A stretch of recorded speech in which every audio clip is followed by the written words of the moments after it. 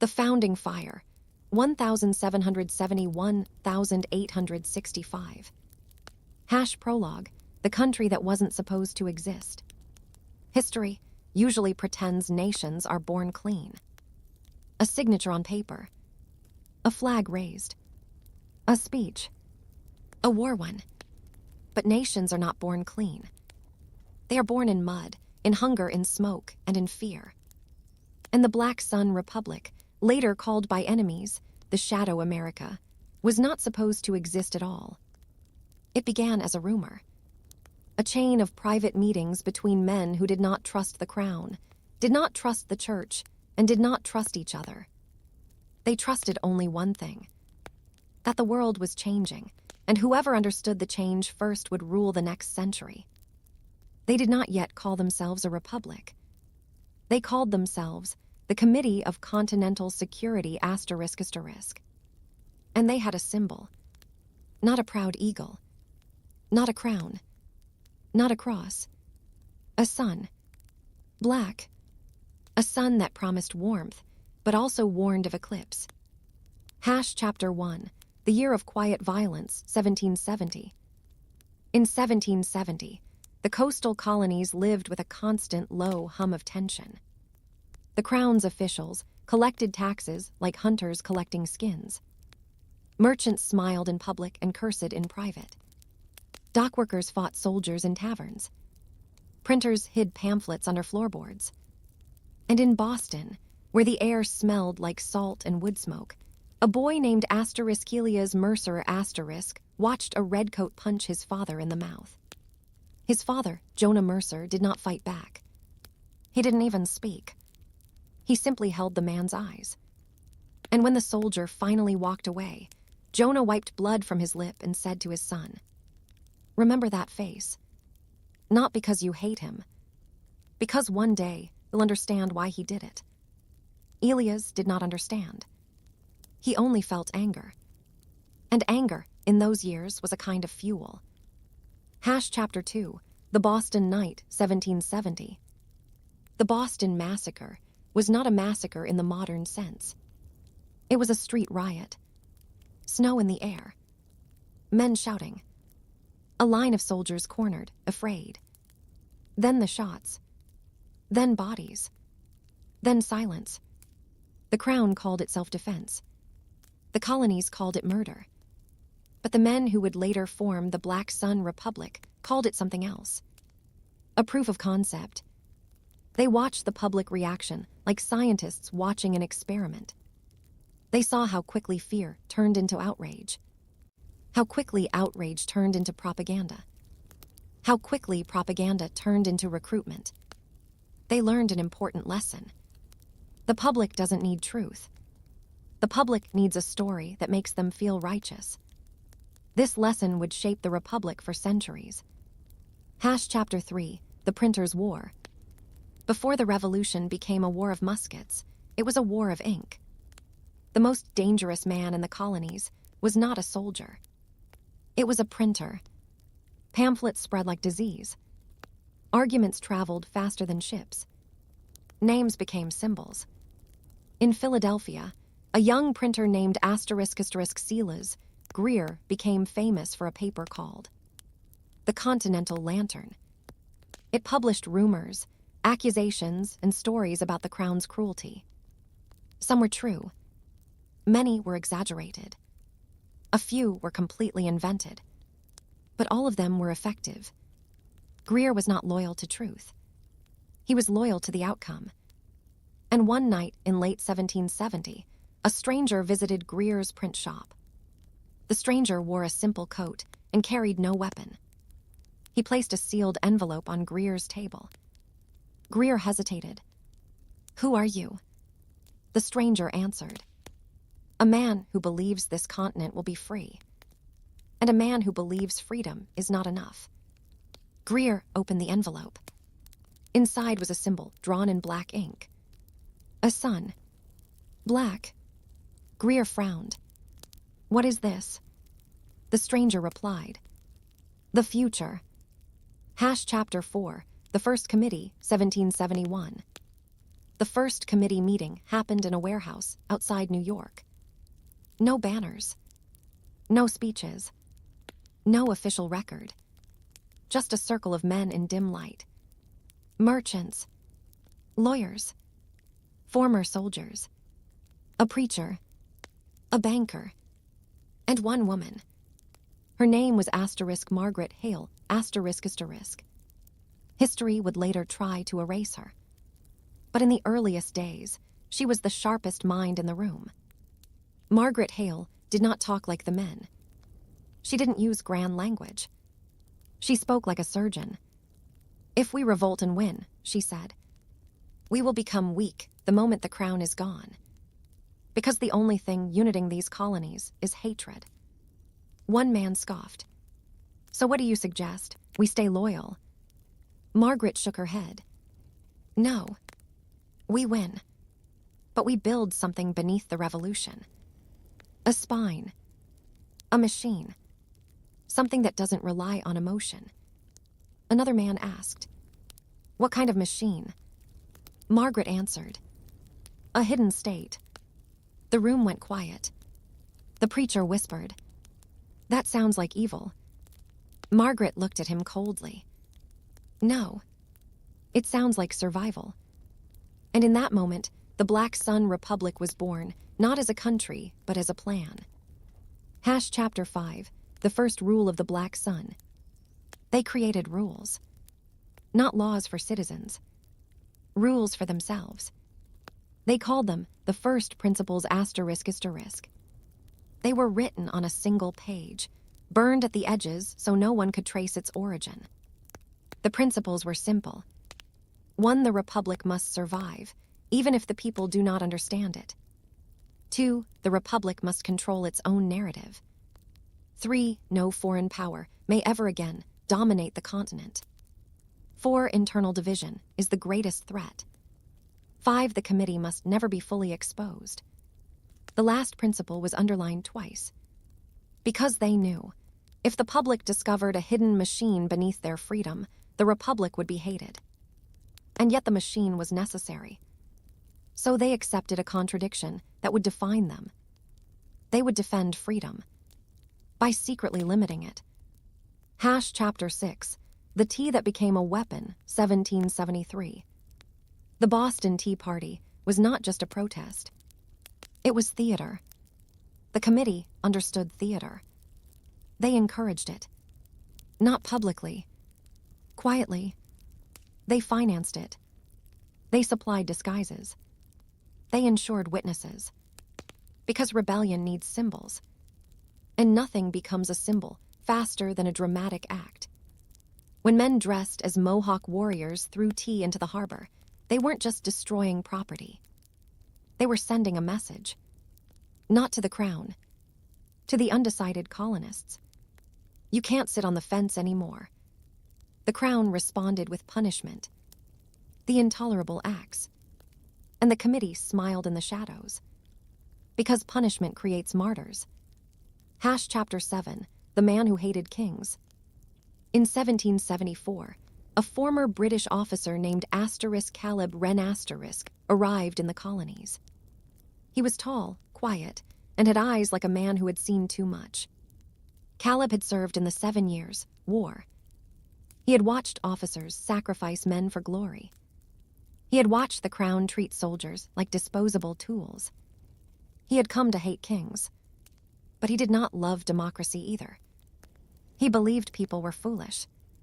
He believed mobs were dangerous.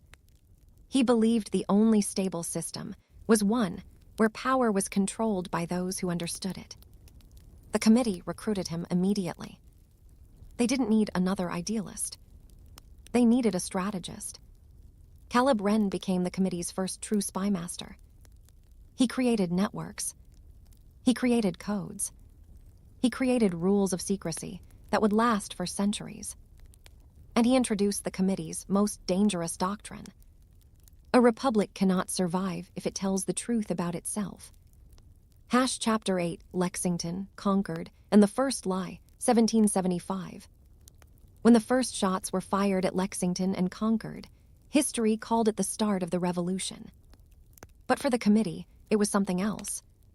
The moment their machine became real, they immediately began manipulating information. They ensured colonial newspapers described the British as brutal aggressors. They minimized colonial mistakes. They crafted a narrative. Because wars are not won by bullets alone. They are won by belief. And belief is shaped by stories. Chapter 9, The Declaration and the Secret Addendum, 1776. When the Declaration of Independence was written, it was a masterpiece of moral language. Life, liberty, and the pursuit of happiness. It made the revolution sound clean, pure, righteous. But in the same year, the committee wrote something else. A document that no schoolchild would ever read. A secret addendum. It was not signed publicly. It was sealed. It declared that the revolution was not enough. That independence was only the first step. It declared a deeper mission. To ensure no foreign empire, no domestic faction, and no internal rot ever destroys the Continental Republic. It was a vow of eternal vigilance. And eternal vigilance, as history teaches, often becomes eternal control. Chapter 10, The War Inside the War, 1777-1781. The Revolutionary War was fought on battlefields. But the committee fought a different war. A war of spies, sabotage, bribery, assassinations, misinformation. Caleb Wren created an intelligence network that infiltrated British supply lines, loyalist communities, foreign diplomats, even colonial leaders. The committee feared one thing more than the British: that the colonies would fracture, that after victory, they would collapse into petty states. So they began controlling the future before it arrived. They quietly pushed certain leaders forward. They ruined others. They planted scandals. They bribed newspapers. They made sure the men who wanted a strong union gained influence. Because the committee did not want 13 countries. They wanted one machine. Chapter 11, The Price of Victory. When Yorktown happened and the British surrendered, the public celebrated. Fireworks, parades, church bells. But in a private room, the committee met again. Margaret Hale spoke first. Now the real war begins. A man asked, "What war? We won." Margaret answered, "No. We removed the crown. Now we must remove the habits of monarchy, and the greed of men, and the stupidity of mobs." Caleb Wren added, "And we must prepare for the next empire that tries to take this continent." They all knew it was true. France had helped them. France would want influence. Spain watched the borders. Britain would return economically, if not militarily. And inside the colonies, men already fought over power. The Republic was not safe. It was newborn. And newborn things die easily. Chapter 12, The Constitution, A Public Face, 1787. History praises the Constitution as a miracle. And in many ways it was. But it was also a mask. The committee ensured the Constitution created strong federal authority, centralized power, controlled systems, not because they loved government, because they feared chaos. The Constitution was the Republic's public skeleton. The committee was its hidden nervous system. And for decades, no one noticed. Because the committee did not rule openly. They nudged. They influenced. They shaped. Always behind the curtain. Chapter 13, The First President and the First Secret. The first president, history remembers him as noble, restrained, almost saint-like. But in private, he met with Caleb Wren. The meeting was never recorded. No diary entry. No official mention. But later, a single sentence appeared in a coded letter. The general agrees the sun must remain unseen. That was the first time the symbol was used in presidential context. And it established a pattern. Presidents would come and go, but the Black Sun Committee would remain. Chapter 14, The Whiskey Rebellion, 1794. The Whiskey Rebellion was small compared to later conflicts. But to the committee, it was a warning. Farmers resisted taxes. They gathered in crowds. They threatened officials. The government responded with force. And the committee observed carefully. They concluded something dangerous. The public loves revolution until revolution threatens their comfort. The committee began to fear the people, not because they hated them, because they understood them. People were emotional. People were tribal. People could be manipulated by demagogues. So the committee strengthened its internal systems. They expanded intelligence. They expanded surveillance. They expanded influence over newspapers. All quietly. All invisibly. Chapter 15, The First Shadow Crisis, 1803. In 1803, the Republic expanded westward. The public celebrated. Land. Opportunity. Manifest destiny. But the committee saw something else. A logistical nightmare. New territories meant new factions, new rebellions, new foreign influence, new cultural divides. Margaret Hale, now older, wrote a memo. Expansion will either make the Republic immortal or tear it apart. The committee began placing agents in Western territories. They monitored local leaders. They tracked trade routes. They bribed governors. They ensured loyalty.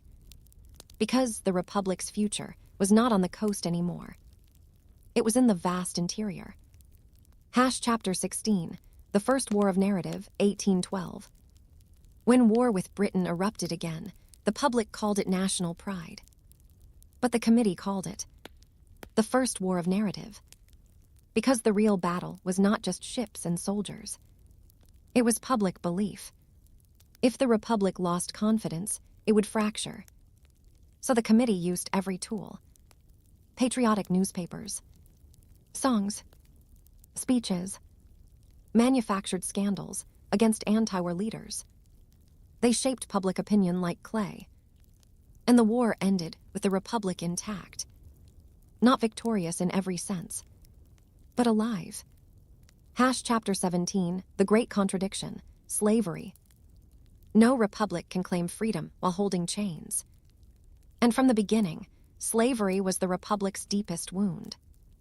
The committee understood this, but they feared the cost of addressing it. They feared civil war. They feared economic collapse. They feared Southern secession. So the committee did what powerful secret organizations often do. They delayed. They compromised. They managed the contradiction instead of healing it. This decision would haunt them, because some contradictions do not stay contained. They grow. They rot. They explode. Chapter 18, The Rise of the Black Sun Myth, 1820-1840. By the 1820s, the committee had become something more than a network. It had become a myth. In whispered rumors, people spoke of a secret group controlling politics, hidden hands shaping elections, invisible agents influencing newspapers.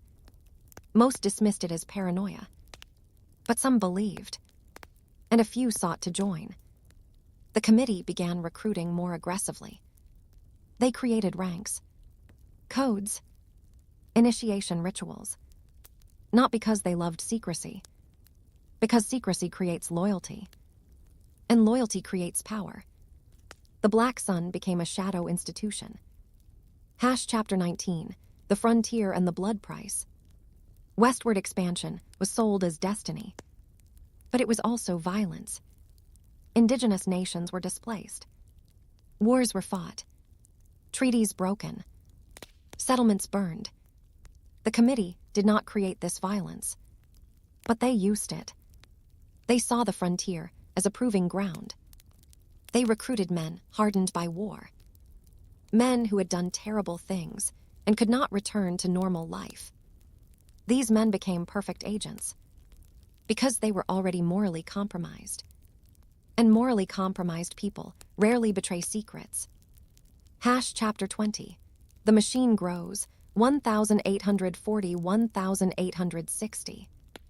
By 1840, the Black Sun Committee had influence in the military, the banking system, federal courts, major newspapers, shipping companies, Western territorial governments.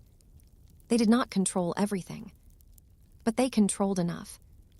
They believed they were saving the Republic, and in some ways they were. They prevented foreign manipulation. They crushed extremist factions. They stabilized financial crises. They kept the Union together longer than it might have lasted. But every act of secret control came with a cost. The Republic became less honest, less transparent, less truly free.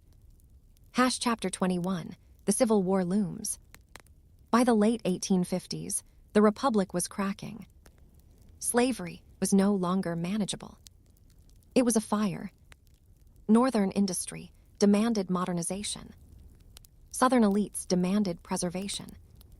Abolitionists demanded justice. Extremists demanded war. The committee tried to prevent conflict. They infiltrated both sides. They attempted compromise. They sabotaged radicals. They manipulated elections. But history does not always obey secret hands, because sometimes the pressure becomes too great. And then, even a hidden machine breaks. Chapter 22. The year the Republic split, 1861. When the first states seceded, the committee met in emergency session. Caleb Wren was dead by then, but his successors carried his doctrine. Margaret Hale was long gone. The committee was now dominated by military men and bankers. They debated. Some wanted to let the South go, a clean separation, avoid bloodshed. Others insisted the Union must survive at any cost, because if secession succeeded, the Republic would never be stable again.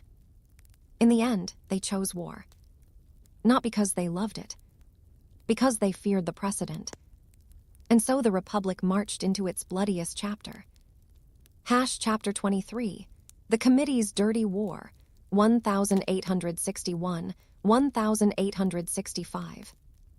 The Civil War is remembered as a clash of armies. But beneath the armies, the committee fought a secret war. They sabotaged Confederate supply lines, bribed Southern officials, spread misinformation, assassinated certain extremist leaders, manipulated foreign diplomats to prevent European support for the Confederacy. They also committed crimes, because secret wars always do. They blackmailed politicians. They imprisoned journalists. They censored newspapers. They justified it as necessity. And in a way it was. Because if the Confederacy gained foreign recognition, the Union might have died. The committee saved the Union, but it stained itself in the process. Chapter 24. The end of Part 1. The war's last winter, 1865. In the winter of 1865, the war was ending.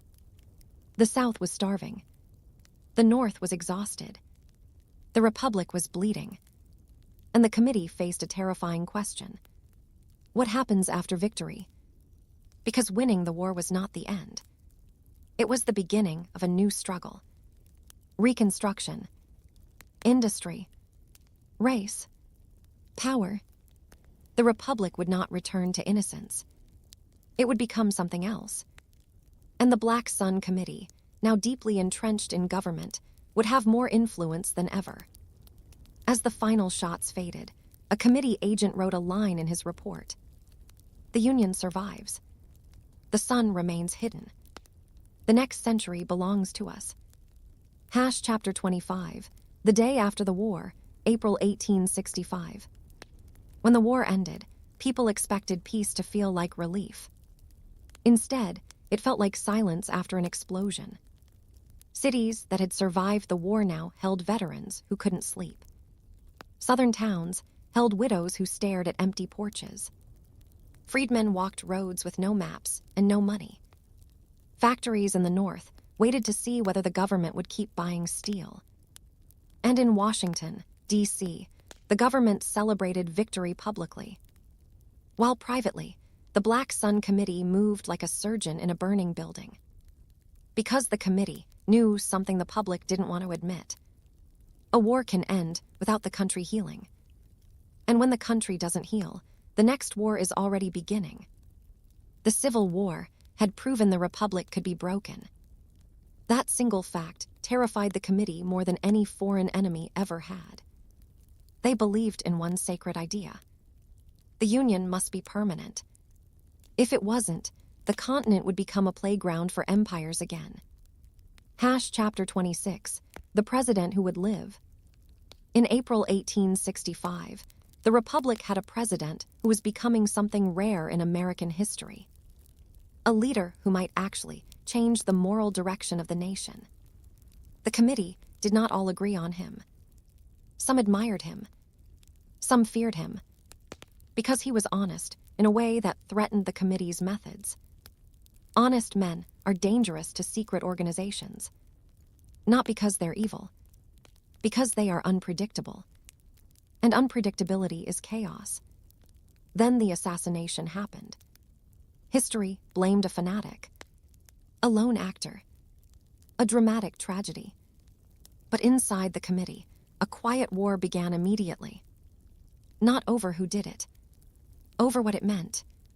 A committee elder, an old banker named Hiram Colfax ***, spoke in the emergency meeting. This is the beginning of the Second Republic.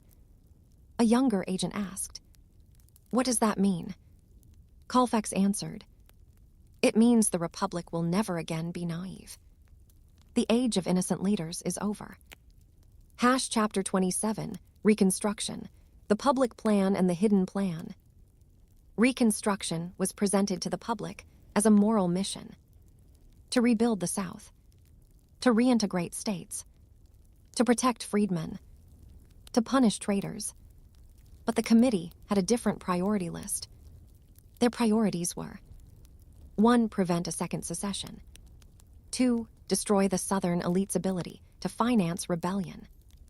3. Expand federal authority permanently. 4. Control the narrative of what the war meant *. 5. Build a new industrial empire that no one could challenge. They did not reject moral goals. They simply placed them behind survival goals. And that difference mattered. Because it meant the committee would sometimes sacrifice justice for stability. Sometimes they would sacrifice people for policy. Chapter 28, The First Reconstruction Agents. The committee began sending Reconstruction agents south. Officially, these men were inspectors, clerks, army administrators, railroad surveyors, judges. Unofficially, they were intelligence gatherers, bribers, blackmailers, recruiter, assassins when necessary. The committee used Reconstruction as a cover to expand its influence into every county, every courthouse, every railroad junction. They understood something deeply American. Whoever controls the courthouse controls the county. Whoever controls the railroad controls the state. And whoever controls the state controls the nation. Chapter 29, The War That Didn't End. The Night Riders. In the South, many former Confederates did not accept defeat. They accepted it publicly. But privately, they formed night organizations. Some were small. Some were massive. They threatened freedmen. They burned schools. They murdered local officials. The committee saw these groups as more than racist terror. They saw them as *** insurgencies ***. And insurgencies are poison to republics. So the committee responded in the only way it knew how. Not with speeches, with infiltration. Caleb Wren's doctrine lived on. Committee agents joined these groups under false names. They rose in ranks. They collected lists. They recorded meetings. Then they destroyed them from within. Sometimes by arrest. Sometimes by exposure. Sometimes by murder disguised as internal disputes. History recorded only fragments, because the committee's methods were never meant to be remembered. Chapter 30, The Freedmen's Bargain. The committee faced a moral dilemma. Freedmen needed protection. They needed land. They needed education. They needed rights enforced by force. But enforcing those rights required federal power. And federal power required political support in the North. Northern voters were tired. They wanted the South to handle its own problems. They wanted taxes reduced. They wanted the army demobilized. So the committee made a cold calculation. We can protect freedmen, or we can preserve Northern political unity. They attempted to do both. But as years passed, the balance shifted. Protection weakened. Compromise grew. The committee told itself it was temporary. That stability would allow justice later. This was the first time the committee began to lie to itself. And organizations that lie to themselves become dangerous. Chapter 31, The Railroad Empire. By 1870, railroads were the arteries of the Republic. And the committee understood something that the public did not. A nation is not controlled by elections. It is controlled by logistics. The committee began buying railroad shares through shell companies. They influenced contracts. They ensured federal land grants went to friendly railroads. They built a silent alliance between Washington, bankers, industrialists, railroad barons. This alliance became known later as the Iron Corridor. It was the first true economic machine of the Black Sun era. And it made the committee rich. Not all of them. Not openly. But their institutions became wealthy beyond measure. Chapter 32, The Second Symbol, The Eclipse Seal. Around 1872, the committee introduced a new internal seal. It was not for public use. It was stamped on secret documents, carved into hidden vaults, engraved on private rings. The symbol showed a black sun, partially covered by a thin silver crescent. Like an eclipse, the message was subtle. The Republic was the bright sun. The committee was the shadow crossing it, not destroying it, guiding it, controlling how much light was allowed. They called it the Eclipse Doctrine, and it became the guiding ideology of the committee for the next century. Chapter 33, The Great Panic of 1873. When the financial system crashed in 1873, the public blamed greed. And greed was part of it. But the committee saw something deeper. The Republic's economy was fragile. Too dependent on speculation. Too dependent on private banks. Too dependent on railroad bubbles. The committee feared a collapse could lead to rebellion, secession movements, foreign economic domination, socialist uprisings. So the committee intervened quietly. They pressured banks. They coordinated credit. They stabilized certain industries. They allowed others to collapse intentionally. Because crises are also opportunities.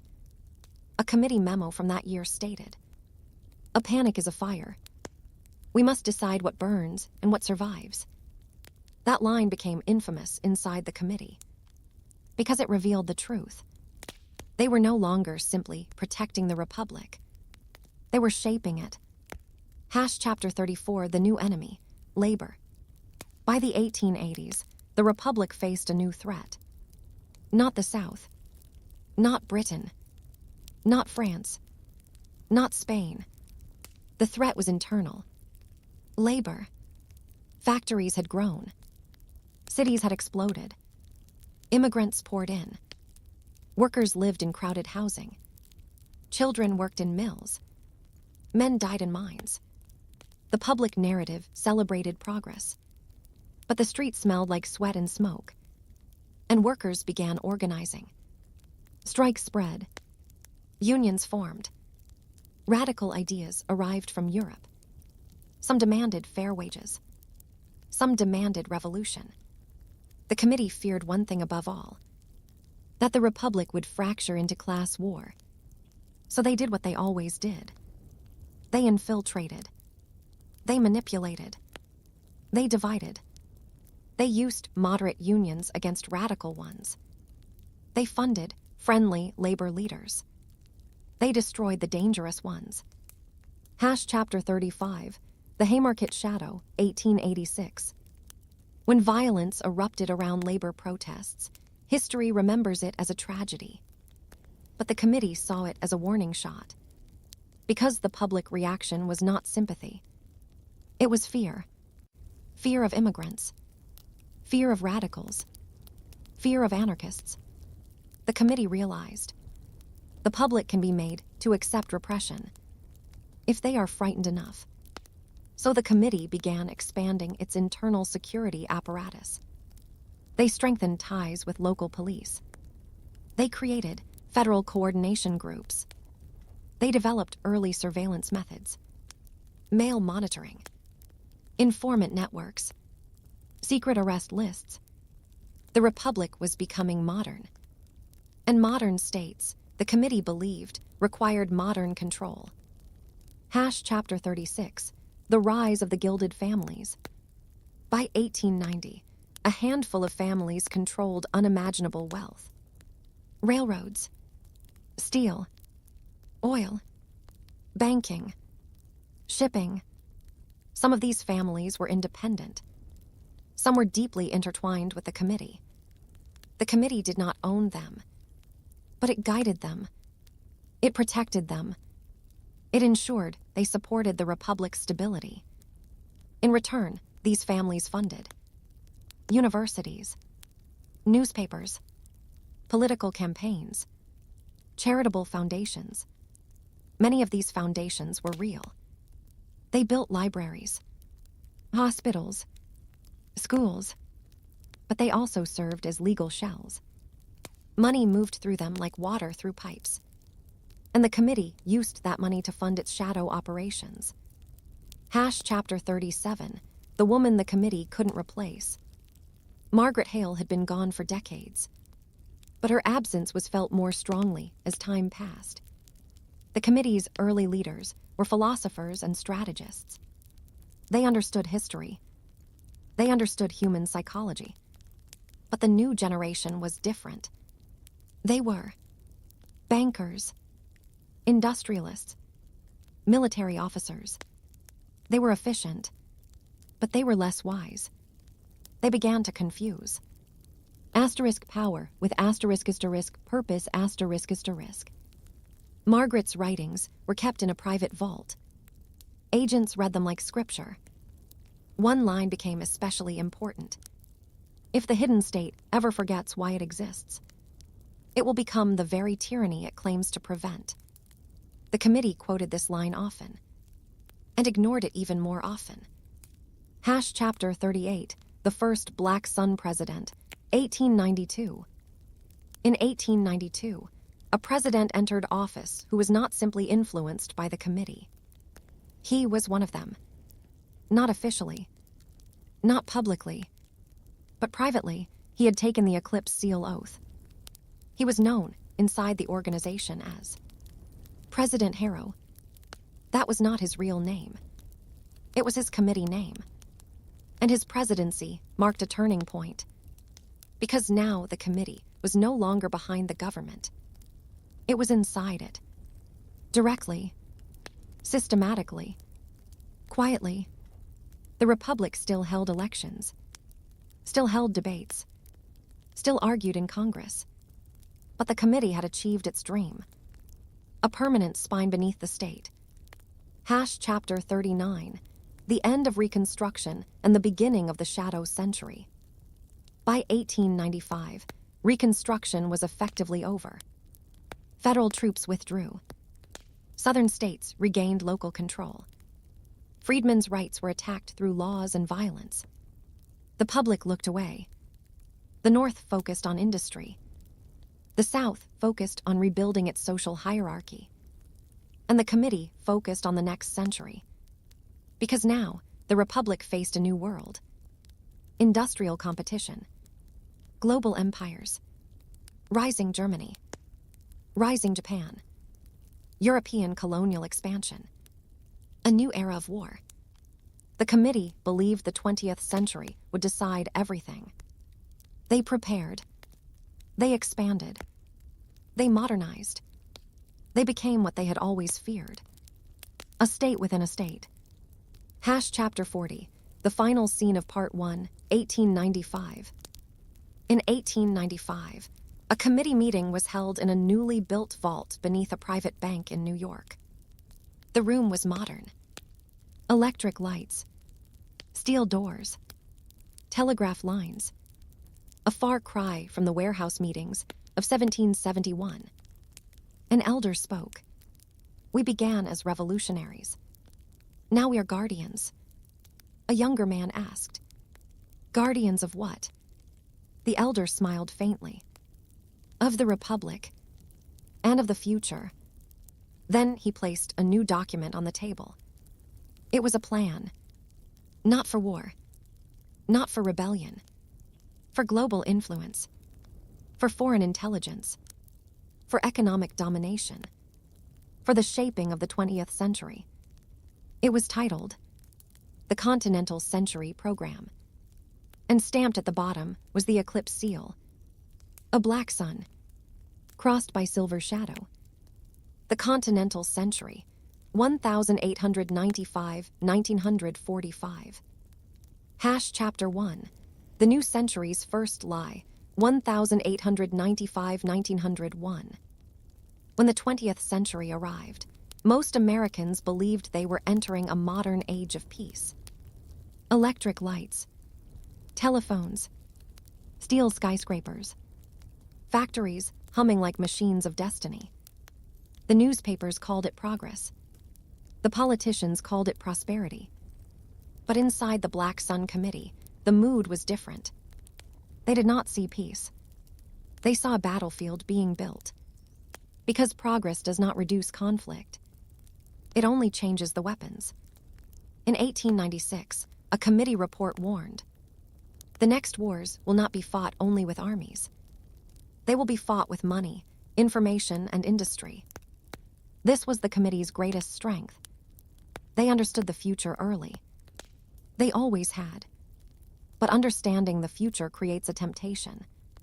To control it. And the committee was no longer satisfied with guiding the Republic. They wanted to shape the world. Chapter 2, the Continental Century Program. The Continental Century Program, created in 1895, had 5 goals. 1. Make the Republic the dominant industrial power on Earth. 2. Prevent any foreign empire from controlling the Atlantic or Pacific. 3. Expand influence into Latin America quietly. 4. Create an intelligence system capable of operating worldwide. 5. Ensure the committee remains invisible to the public. The 5th goal was still underlined. Because in 1895, the Republic had reached a strange point. It was powerful enough to dominate, but not mature enough to admit how power works.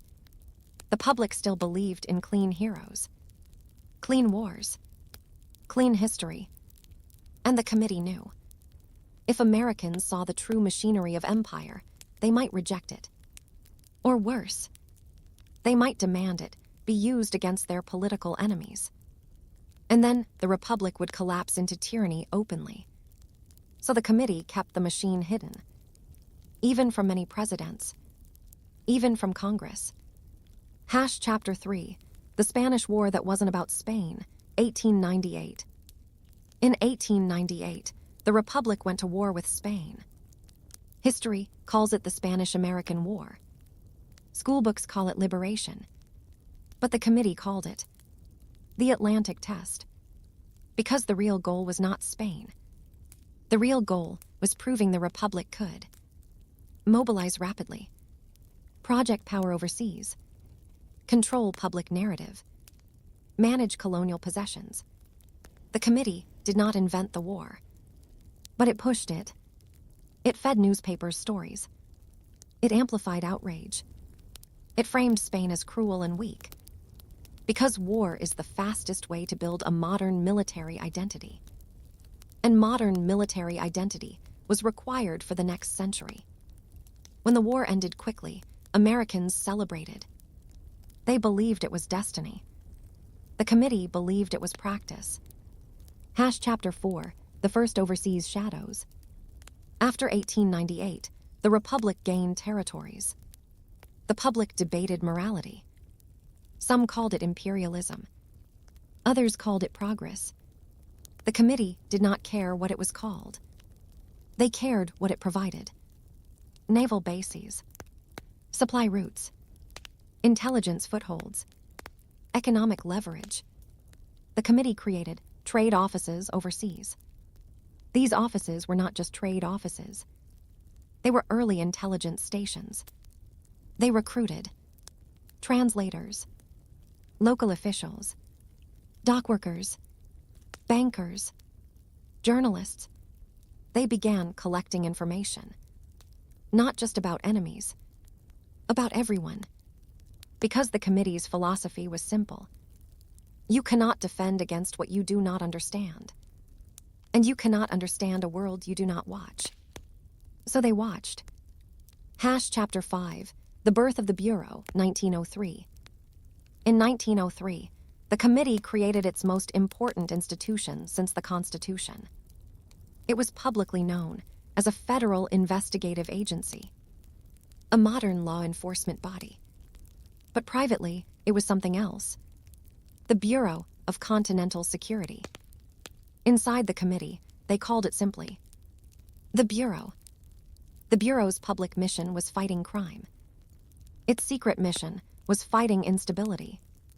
That included anarchists, labor radicals, foreign spies, secession movements, political extremists, and quietly, any politician who threatened the committee's system. The Bureau became the committee's sword. And unlike earlier centuries, this sword now had files, fingerprints, surveillance, wiretaps, informants, and eventually, modern technology. The Republic was entering the age of paperwork. And paperwork is the most powerful weapon a state has ever invented. Chapter 6, the Great Immigration Question. Between 1900 and 1914, immigration reshaped the Republic. Millions arrived. Languages filled neighborhoods. Religions spread. Cultures blended. The public was divided. Some welcomed the workers. Some feared them. The committee saw immigration as both a gift and a threat. A gift because factories needed labor. Cities needed growth. The economy needed expansion. A threat because foreign ideologies arrived with immigrants. Anarchism spread. Socialist movements grew. Foreign intelligence services could hide among the masses. So the committee created a quiet policy. They would never stop immigration entirely. They would shape it, control it, monitor it. They developed systems of port surveillance, immigrant registration, political screening, informant recruitment in ethnic communities. It was the first large-scale domestic intelligence operation in American history. The public never saw it. They only saw headlines about crime and order. Chapter 7, the Labor Wars, 1909-1913. The early 1910s were violent. Strikes turned into battles. Police fired on crowds. Workers burned factories. Private security forces shot organizers. And in the shadows, the committee fought a quiet war. They infiltrated unions. They planted agents. They split leadership. They promoted moderate voices. They destroyed radical ones, sometimes through arrests, sometimes through scandal, sometimes through accidents. The committee justified it by claiming a labor revolution would destroy the republic. And maybe it would have. But the committee's methods also ensured something else. The republic's industrial elite grew stronger, and the gap between rich and poor widened. This would matter later, because inequality is like pressure in a sealed container. If you do not release it safely, it will explode. Chapter 8, The European Powder Kegs, 1914. In 1914, Europe ignited. War. Empires. Millions mobilized.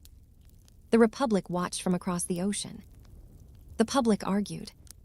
Should America join? Should America stay neutral? The committee already had its answer.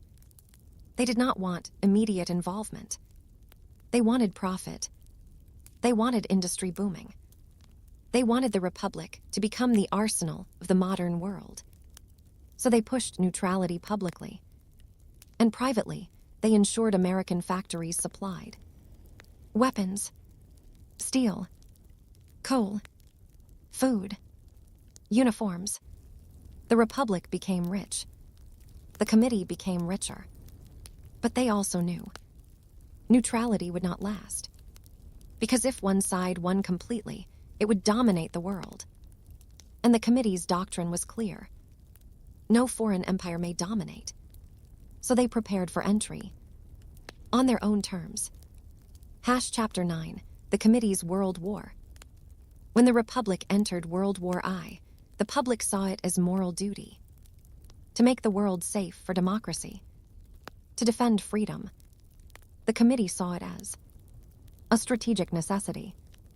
A global positioning war. A chance to build an international intelligence network.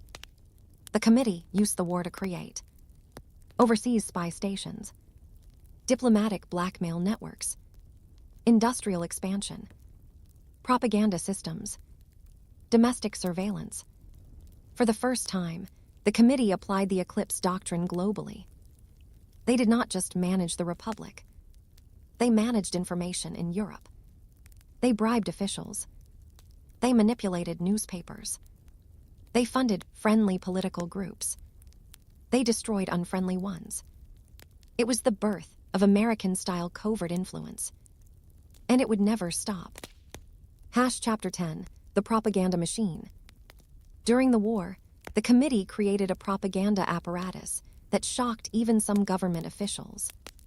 Posters, films, speeches, patriotic songs, anti-enemy hysteria. But propaganda wasn't just aimed at foreign enemies. It was aimed at Americans. Because the committee feared dissent. They feared anti-war movements. They feared labor radicals using war fatigue to spark revolution. So they pushed a narrative. You are either loyal or you are a traitor. This simple binary was effective. It crushed dissent. It unified the country. It also created a precedent. The public could be trained to accept censorship. And once a society accepts censorship during war, it is much easier to accept it during peace. Chapter 11, The War Ends, The Fear Remains, 1918-1920. World War I ended. But the Republic did not relax. Instead, it entered a new era. The Red Fear. The Bolshevik Revolution terrified elites. Labor unrest terrified politicians. Immigrants became scapegoats. The committee saw the Red Fear as both danger and opportunity. Danger because real radicals existed. Opportunity because fear allowed expansion of the Bureau. The Bureau gained new powers, new funding, new laws, new authority. The committee used this to create a permanent internal surveillance system. They called it security. They called it order. But in practice, it was the foundation of a modern hidden state. Chapter 12, the 1920s, the Jazz Age Mask. The 1920s looked joyful. Jazz. Cars. Speakeasies. Cinema. Skyscrapers. But beneath the glitter, the committee saw cracks. Organized crime rose. Corruption spread. Speculation grew. The stock market became a casino. The committee did not stop it. Because the committee believed. Prosperity stabilizes society. Even if it is unstable prosperity. They underestimated how dangerous financial bubbles can be. Because bubbles are not just economic. They are psychological. They create delusion. And delusion, when shattered, becomes rage. Chapter 13, the Great Crash, 1929. When the market crashed in 1929, the Republic did not just lose money. It lost faith. Factories closed. Banks collapsed. Men jumped from buildings. Families starved. The committee called emergency sessions. Because this was not just an economic crisis. This was a legitimacy crisis.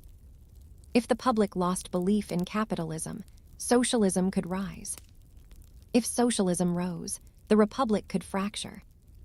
If the Republic fractured, foreign powers could exploit it. The committee's entire machine depended on stability. And stability was dying. So the committee did what it always did. It intervened. Quietly. Ruthlessly. Chapter 14, the Hidden Rescue. Publicly, the government debated relief programs. Privately, the committee coordinated with banks and industrialists to stabilize certain institutions, destroy others, consolidate power into fewer hands, ensure key industries survived. They also began funding political movements. Not just candidates. Movements. They wanted a leader who could restore public faith. Not through truth. Through narrative. Because at this point, the committee understood. The public does not follow spreadsheets. The public follows stories. They needed a story of recovery. A story of strength. A story of the Republic returning. Chapter 15, the New Deal Era. A Dangerous Friend, 1933.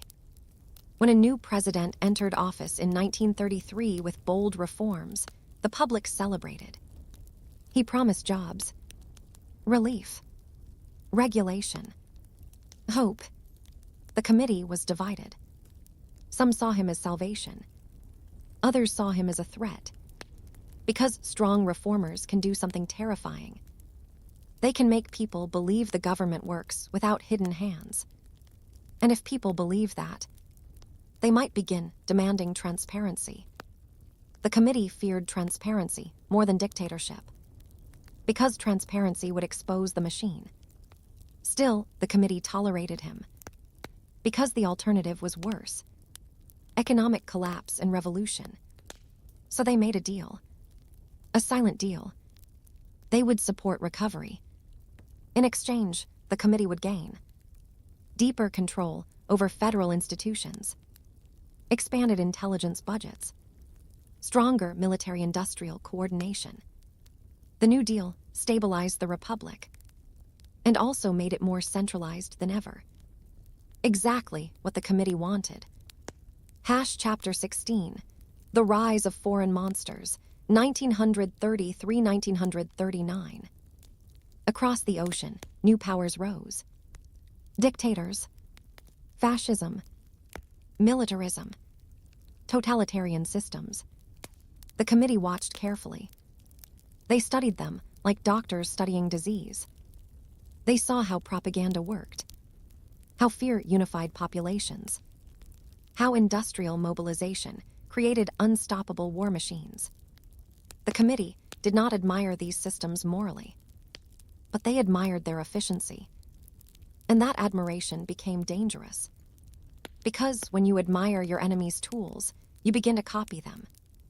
Quietly, just in case, Chapter 17, the committee's choice, war is coming.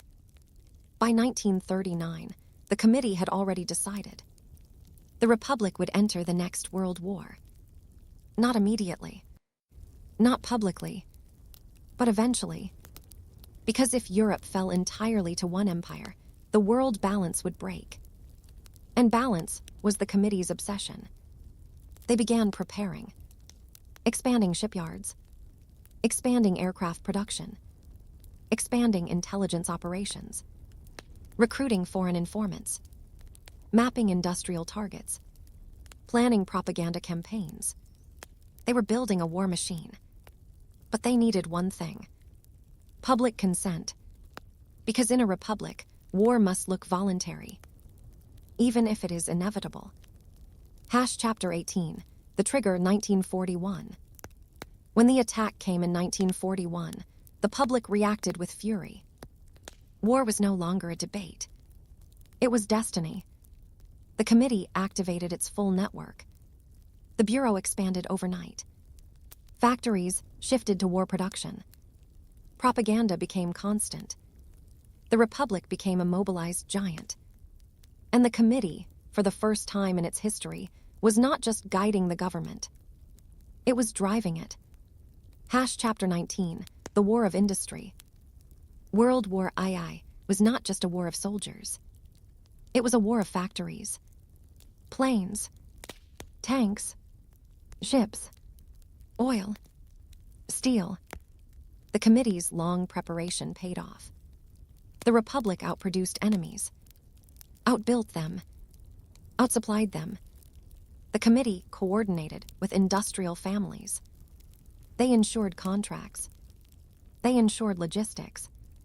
They ensured no labor strike crippled production.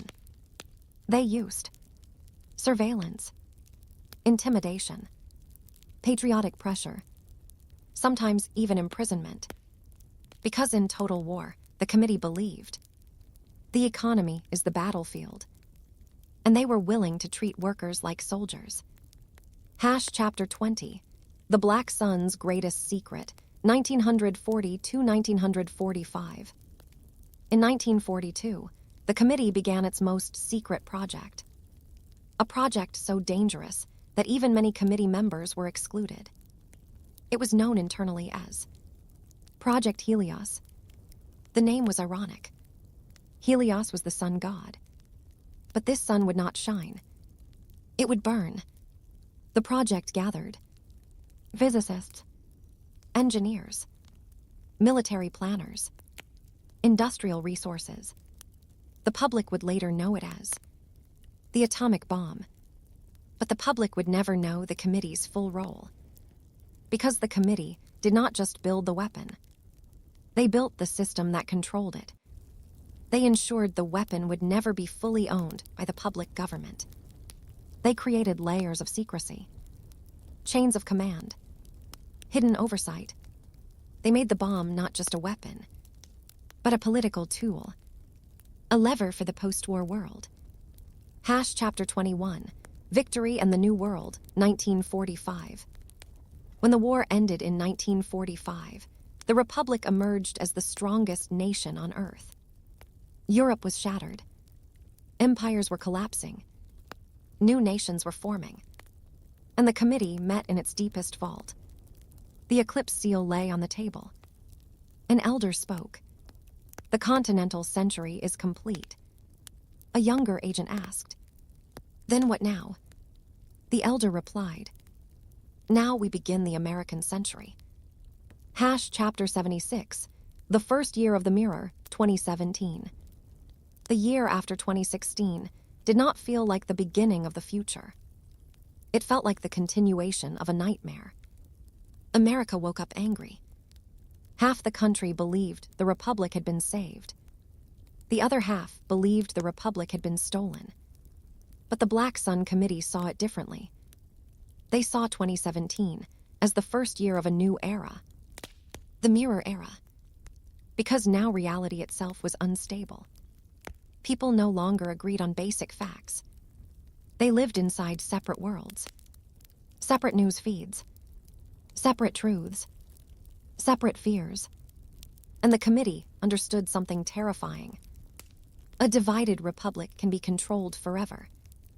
The committee had always feared unity, because unity could turn the people against the hidden state. But division made the public manageable. And now the republic was divided deeper than it had been since the Civil War. But unlike the Civil War, the lines were invisible. Not north and south, but mind and mind. Chapter 77, the committee's new weapon, the narrative engine. In 2017, the committee's younger faction, those who had won the 2016 internal vote, began building a new system. They called it the narrative engine. It wasn't a single machine. It was a network of data pipelines, psychological models, influence teams, algorithmic manipulation, media partnerships, digital propaganda. The old committee had used speeches, newspapers, radio, television. The new committee used feeds, trending lists, recommendation engines, viral outrage, micro-targeted fear. They didn't need to convince everyone. They only needed to push the right emotions in the right groups. They didn't need to control the truth. They only needed to make the truth exhausting. Because when truth is exhausting, people stop chasing it. And when people stop chasing truth, they accept whatever feels comforting, or whatever feels tribal, or whatever feels satisfying. The committee's internal motto for the narrative engine was simple. Reality is a subscription. Chapter 78, The Great Trust Collapse, 2018. In 2018, trust collapsed further. It wasn't one event. It was a chain reaction. A slow poisoning. People stopped trusting. Journalists, doctors, scientists, courts, elections, even their neighbors. The committee had created this world intentionally. But now it began to worry. Because distrust is useful, until it becomes uncontrollable. If citizens distrust everything, they might distrust the committee's own institutions too. They might reject the system entirely. And if the system is rejected, what replaces it? Revolution, civil conflict, collapse. The committee did not want collapse. Collapse was unpredictable. The committee wanted control. So they began shifting from division to something else. Managed division. Not chaos. A controlled fire. A fire that warms the house, without burning it down. Chapter 79, The First AI Advisors, 2019. In 2019, the committee quietly adopted its first AI-driven policy tools. They did not call it AI. That word frightened people. They called it predictive modeling, decision support, intelligent synthesis, behavioral forecasting. But it was AI, and it was hungry. It fed on data. And America was producing more data than any civilization in human history. The AI systems were trained to answer questions like, who will protest next month? What issue will trigger violence? Which counties will swing in the next election? Which demographic is most vulnerable to misinformation? What narrative will calm the public fastest? What narrative will divide them fastest? The committee had always wanted prediction. Now they had it. Or at least, they believed they did. Chapter 80, The Pandemic Shock, 2020. In 2020, the world stopped. A pandemic spread. Hospitals filled. Cities emptied. The economy trembled. And the Republic entered the greatest domestic crisis since World War II. For the committee, it was both a disaster and an opportunity. Because crisis is always an opportunity for power. But this crisis was different. The enemy was not a nation, not a terrorist group. not a political ideology. It was biology. And biology does not negotiate. The committee activated emergency powers. They expanded surveillance. They tracked movement through phones. They monitored misinformation. They pressured tech companies to remove content. They coordinated with health agencies. They moved faster than ever. The public accepted much of it. Because the public was terrified, fear opened the door again. Just like 2001. Chapter 81, The Vaccine Wars, 2021. The vaccine should have united the nation. Instead, it became another mirror fracture. One group saw salvation. Another group saw control. Another group saw profit. Another group saw conspiracy. The committee had never seen anything like it.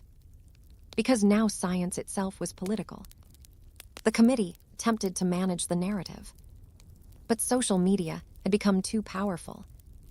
Foreign influence campaigns exploited the chaos. Domestic extremists exploited it too. And the committee realized the narrative engine is no longer only ours. It was being used by foreign states, corporations, extremist groups, influencers, even ordinary citizens. The mirror era had created a weapon, and everyone now had access to it. Chapter 82, The Capital Shock and the Fear of Collapse, 2021. In early 2021, a moment happened that shook the Republic. It wasn't just violence. It was symbolism. A nation watching itself lose control on live television. The committee panicked. Not publicly, privately, because symbols are powerful. And this symbol said, "The Republic is fragile." The committee's older members, those who remembered Vietnam and Watergate, said, "This is the same disease." The younger members said, "No, this is worse." Because now the disease was not distrust. It was tribal identity. People were not arguing about policy. They were arguing about reality.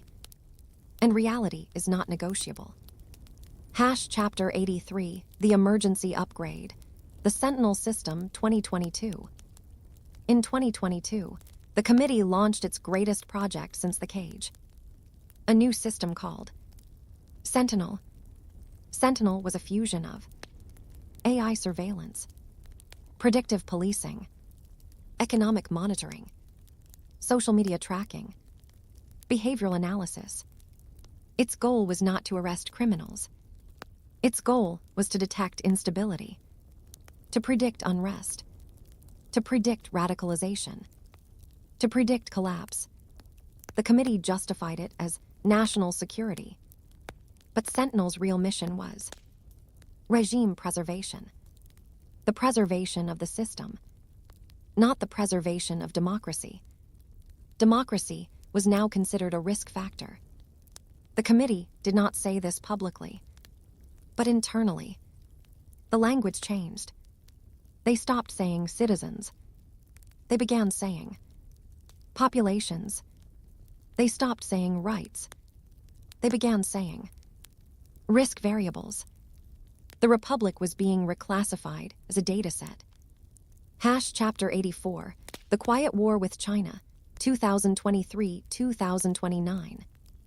In the 2020s, a new Cold War emerged. This time, the enemy was not communism. It was competition, technology, trade, influence. China did not need to invade America. It only needed to outbuild, outproduce, and outinnovate. The committee feared China not because it was evil, but because it was efficient. Efficiency is the enemy of corruption. And the American system, like all human systems, was full of corruption. The committee began directing national strategy. Not openly, but through think tanks, defense contracts, intelligence assessments, media narratives, political pressure. The public saw politics. The committee saw strategy. And the strategy was clear. America must remain the center of the global system. Because if America stopped being the center, the committee would lose its empire. Chapter 85, The Great Drought Years, 2027-2032. In the late 2020s, climate disasters intensified. Droughts, mega fires, floods, crop failures, insurance collapses, mass migration from coastal zones. The committee had predicted this. They had planned for it. But prediction did not make it easier. The Republic began to fracture along new lines. Water, energy, migration, food prices, urban versus rural survival. States began acting like independent nations. The federal government struggled. The committee realized the Republic is no longer one machine. It is many machines grinding against each other. Sentinel became more aggressive. Not to stop crime, to stop panic. Because panic spreads faster than fire.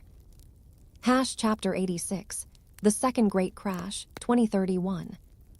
In 2031, the economy crashed again. Not like 2008.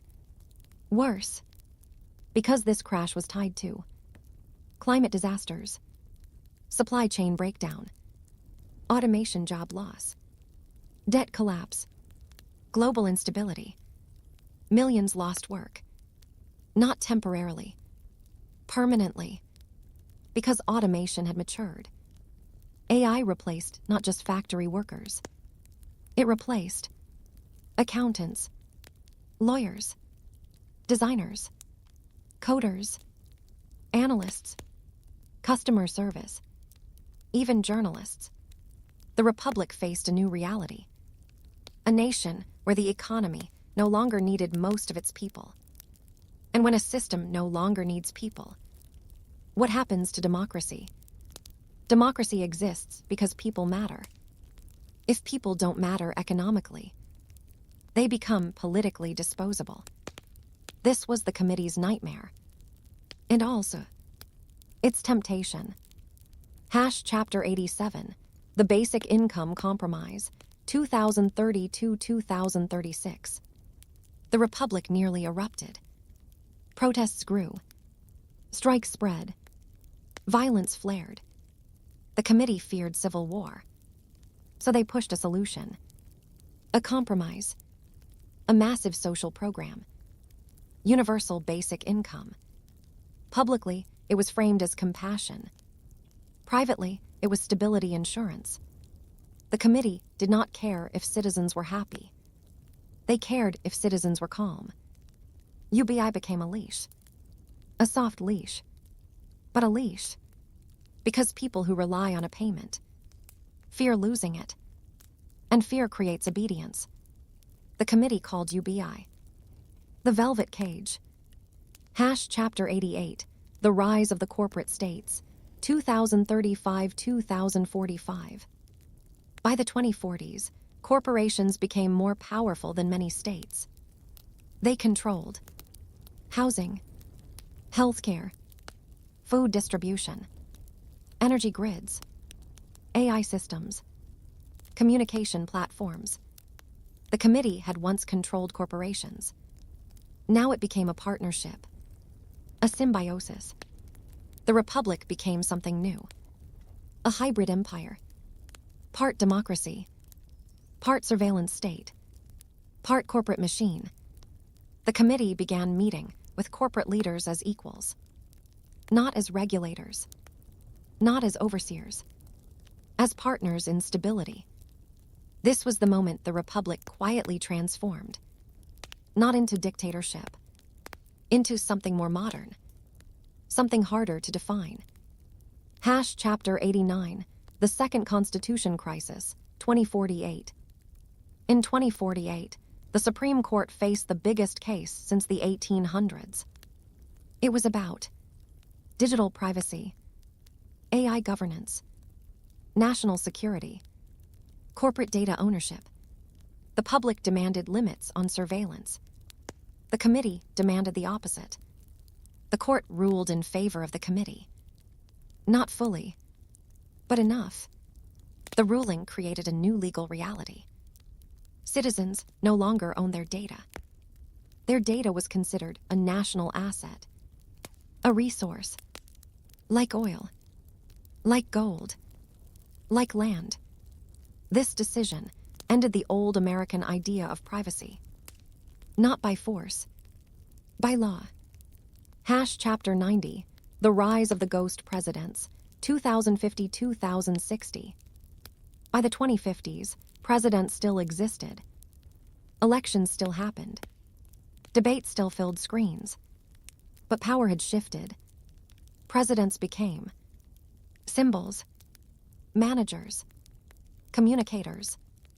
Real strategic decisions were made by the committee, AI advisory systems, corporate stability councils, security networks.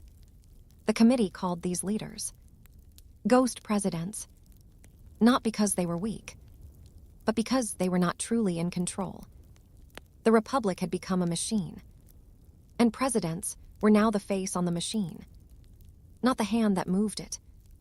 Chapter 91, The Great Data War, 2061-2067. In the 2060s, war changed. No mass invasions. No giant fleets. No World War II. Instead, cyber sabotage, AI-driven propaganda, economic warfare, infrastructure attacks, deepfake campaigns, satellite disruption. The committee fought wars that citizens barely understood. The public saw glitches, power outages, market crashes, confusing news. The committee saw battlefields, and Sentinel became the Republic's shield. But Sentinel was also a sword. It began targeting citizens, not for crimes, for instability, for risk behavior. The Republic had reached a dangerous stage.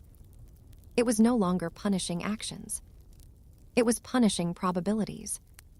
Chapter 92, The Committee's Final Evolution, 2070.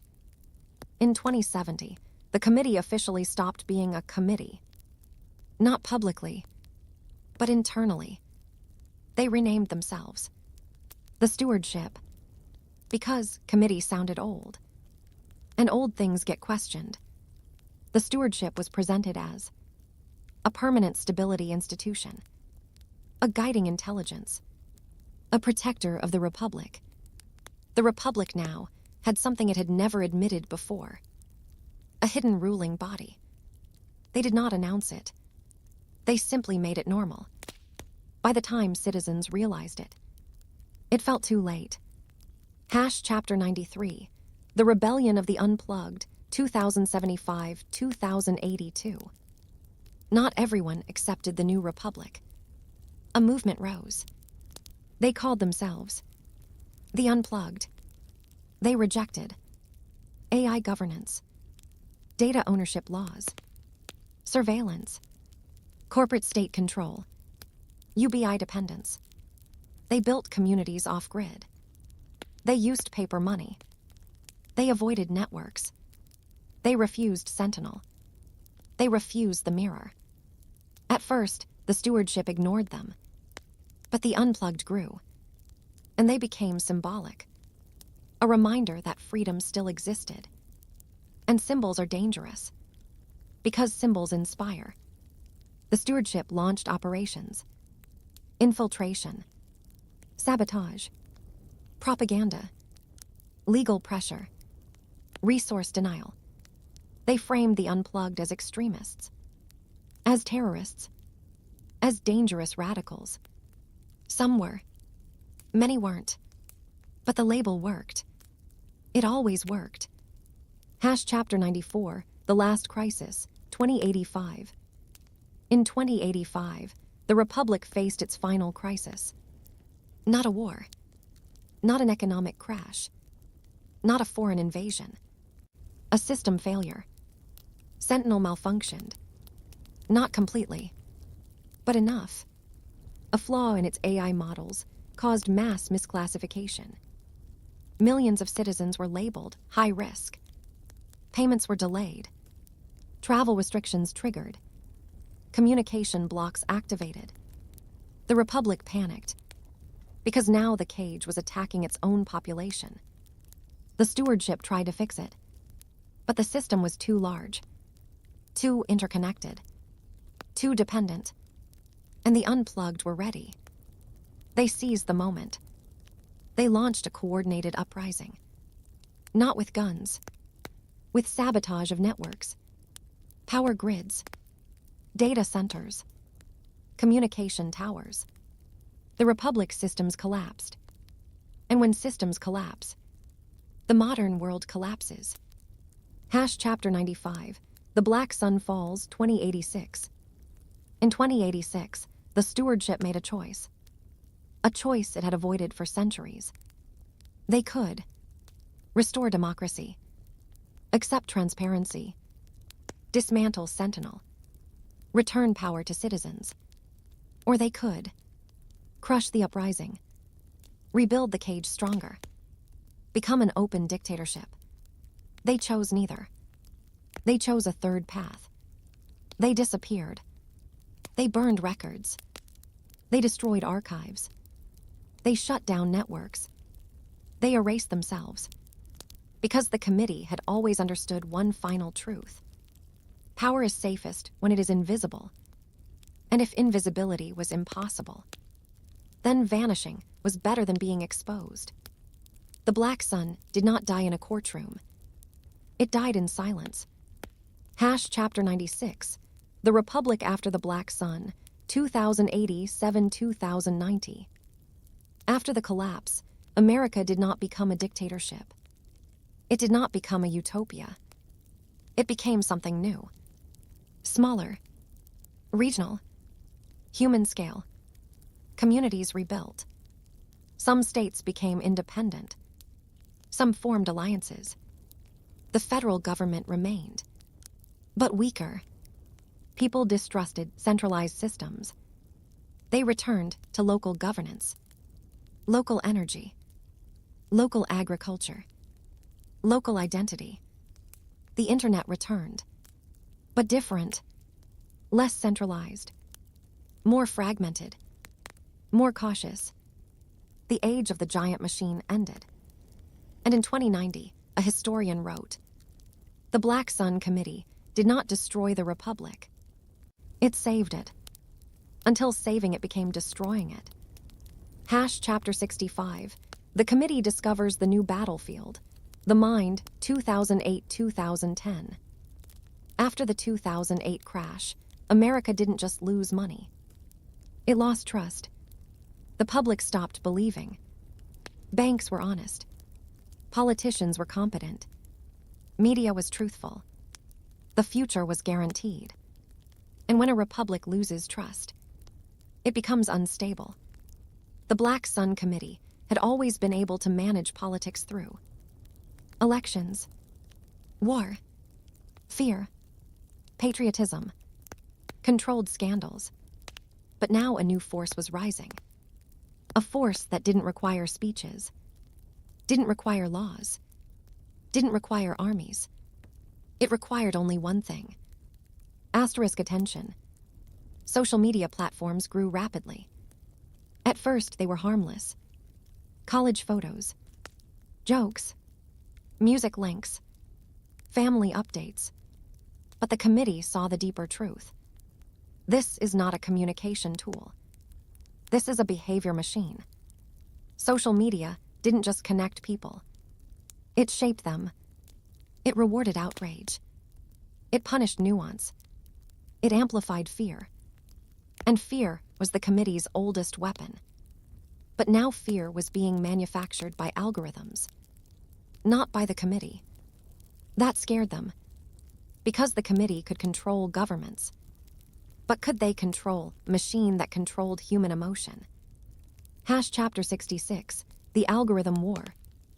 By 2010, the committee had begun studying algorithms the way they once studied armies. They created internal teams, behavioral psychologists, data scientists, media strategists. influence specialists. They analyzed what content spreads fastest, what makes people angry, what makes people loyal, what makes people paranoid, what makes people hate each other. The findings were terrifying. The fastest spreading emotions were 1. Anger, 2. Disgust, 3. Fear, 4. Humiliation. Hope was slow. Love was slow. Truth was slow. The committee wrote in a 2011 internal report, "We have entered the era where the truth is optional." This was not a philosophical statement. It was a strategic one. Chapter 67, the committee's new problem. The people can organize. In the past, organizing was hard. It required meetings, printed pamphlets, unions, churches, local leaders. Now organizing could happen in hours. A hashtag, a viral video, a shared post. A crowd could form instantly. This terrified the committee, not because they hated democracy, but because they hated unpredictability.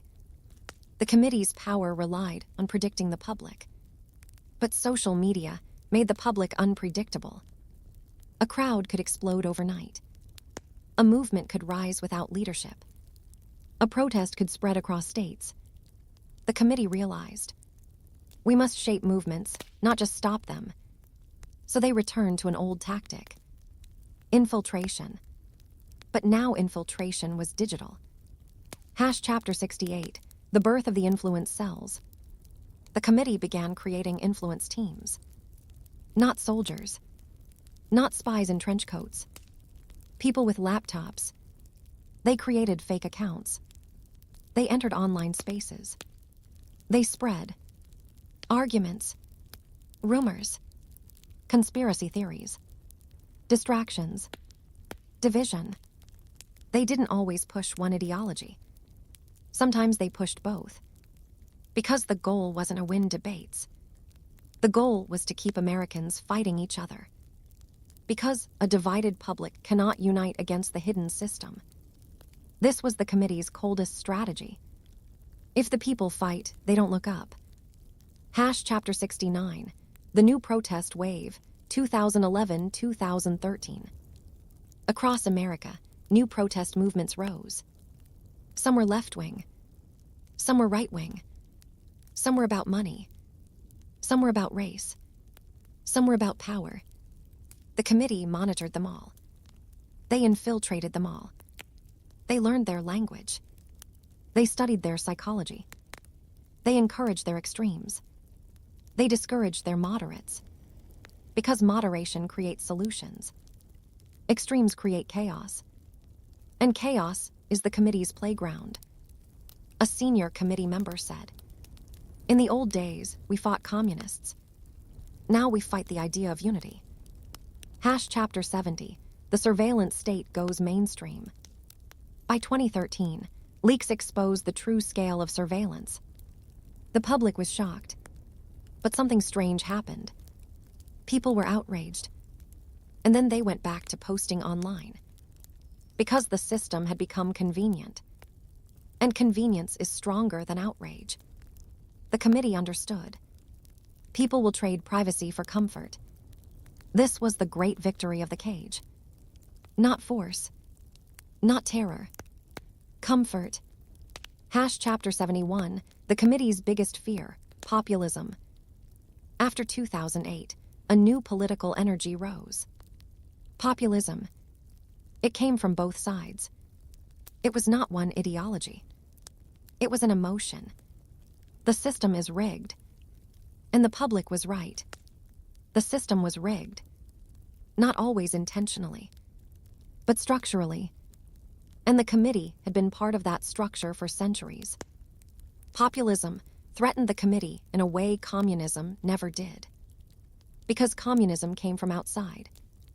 Populism came from inside. It was the people turning their anger toward the elite, toward institutions, toward the hidden state, toward the committee itself. The committee's internal alarm bells screamed. Chapter 72, the election that broke the mirror, 2016. In 2016, America reached a boiling point.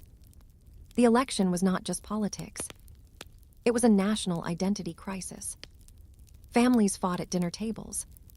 Friends unfriended each other. News became entertainment. Truth became tribal. The committee tried to manage the chaos. But the chaos was too large. Social media amplified everything. Foreign influence entered the battlefield. Domestic influence entered too. The committee realized something horrifying. We built the machine, but we no longer fully control it. For the first time in centuries, the committee felt like the republic might slip out of its hands. And when power slips, the response is always the same. More control. Chapter 73, the committee's last great debate. After the 2016 election, the committee held a secret meeting. It lasted 3 days. 3 days in a secure facility. No phones. No outside contact. The debate was brutal. One faction argued, "We must restore trust. We must reform. We must reduce secrecy." Another faction argued, "Reform is weakness. Transparency is death. We must tighten the cage." A third faction argued something new. "We must not just control government. We must control reality." This third faction was younger, more technological, more ruthless. They believed democracy itself was outdated. They believed citizens were too emotional, too manipulated, too uninformed. They believed the republic needed a guiding hand forever. The older members were disturbed, but they also feared collapse. And fear makes people accept things they once rejected. The committee voted. The result was close, but the third faction won. Chapter 74, the doctrine of perception control.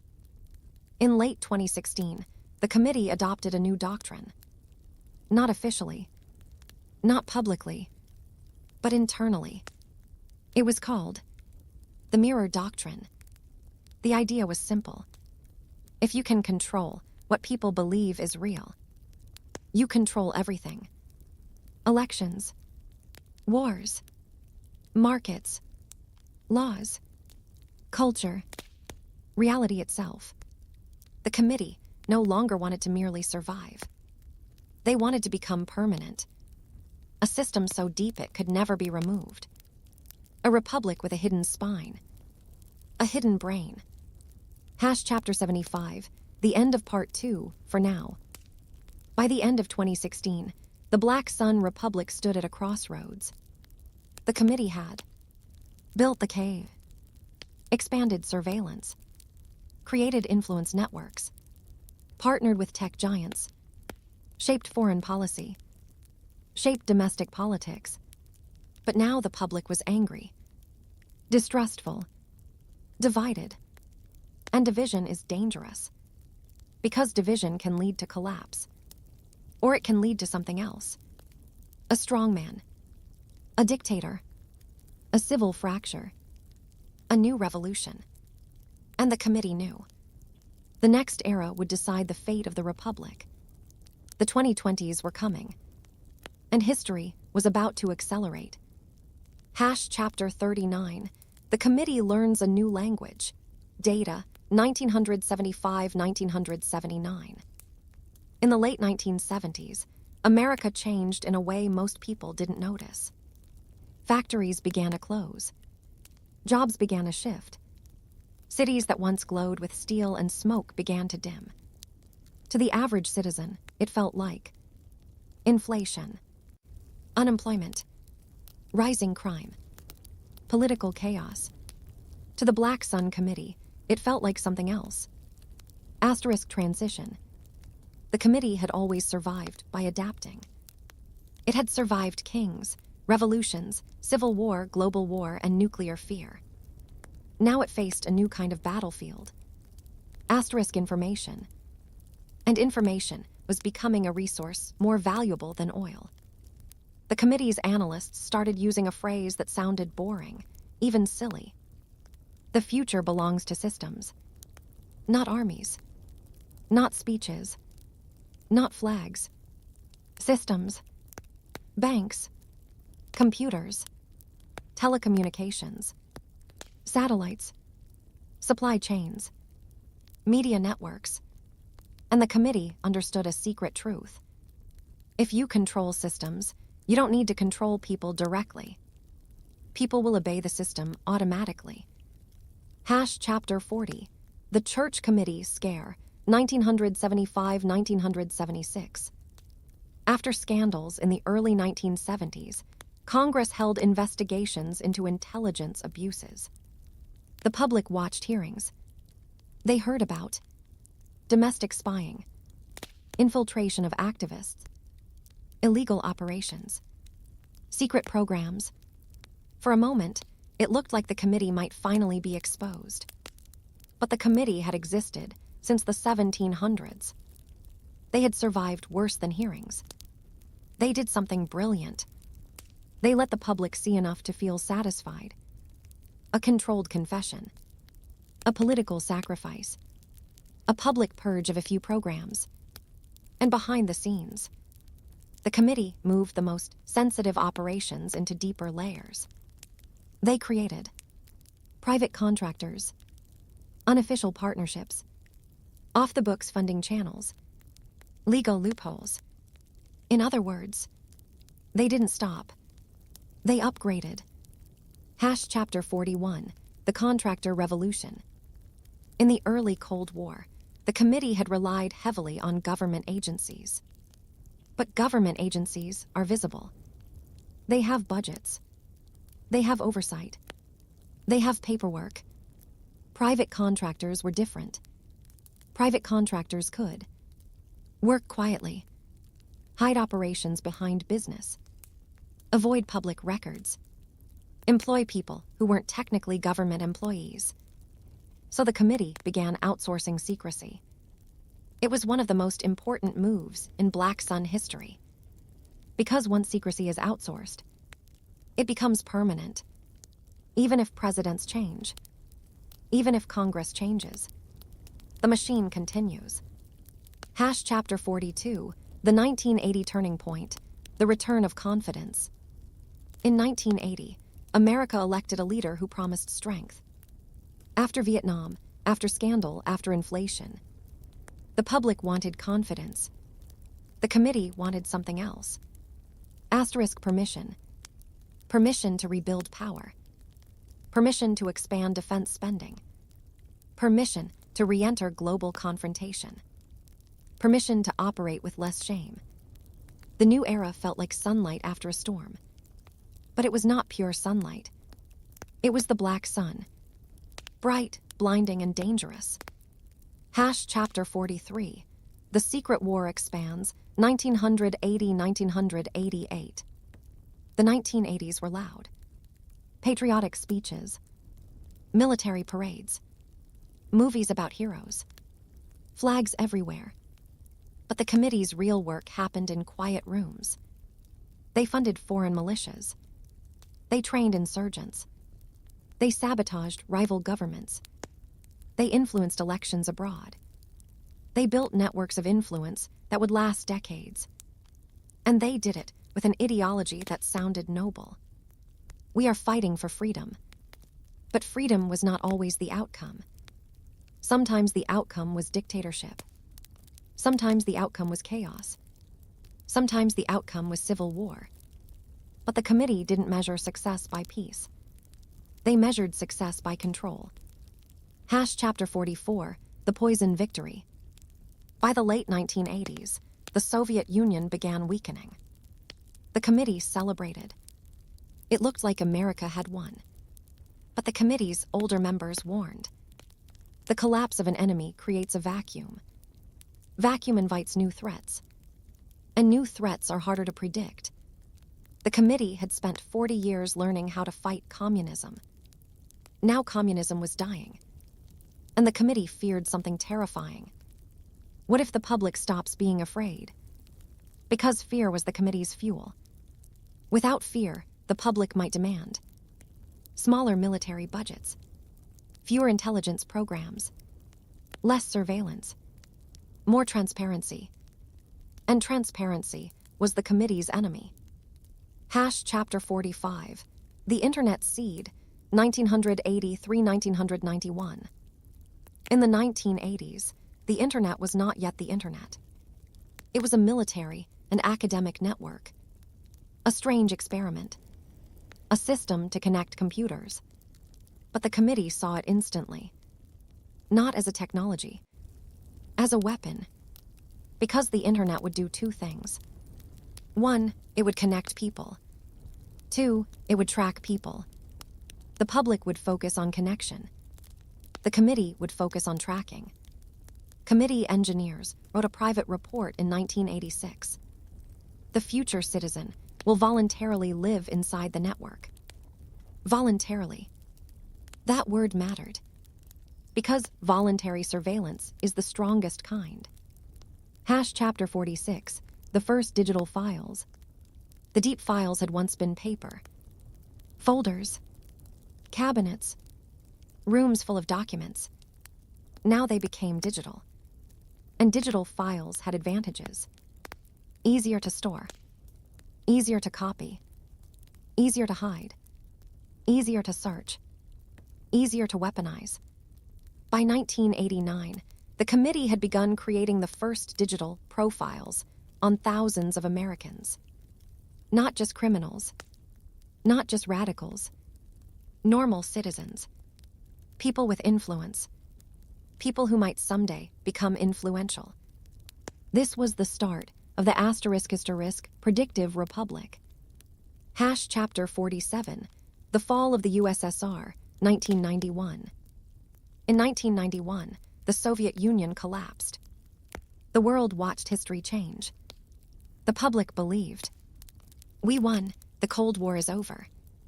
The committee believed, now the real war begins. Because now America was alone at the top.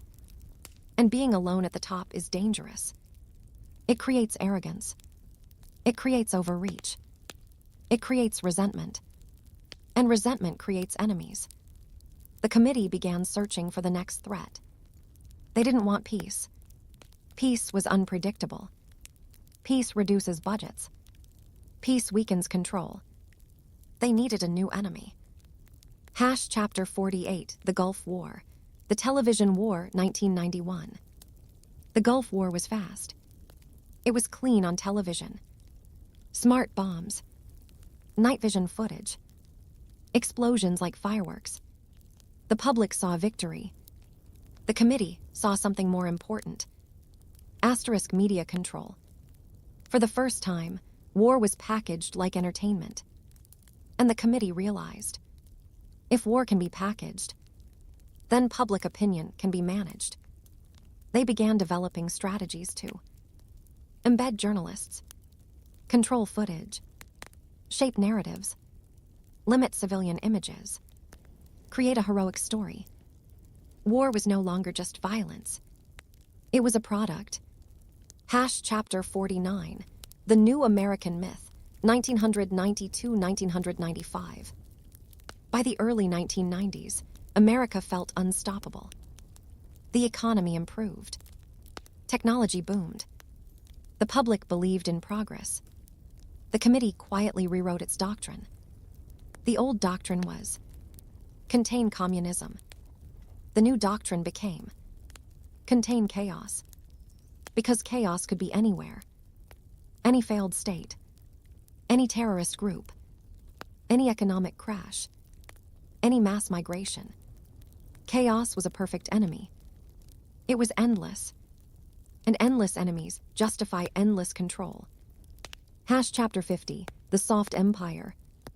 The committee now aimed for a different kind of dominance. Not direct conquest. Not colonies. Influence.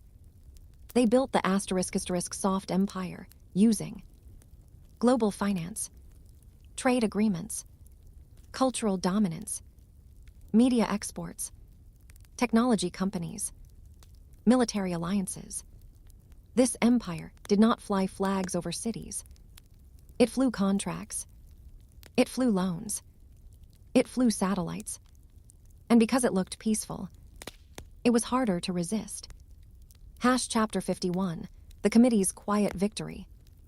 By 1995, the committee had achieved something extraordinary. They had built a system where elections continued. The press was free, mostly. Citizens felt independent. Consumer choice expanded. Culture flourished.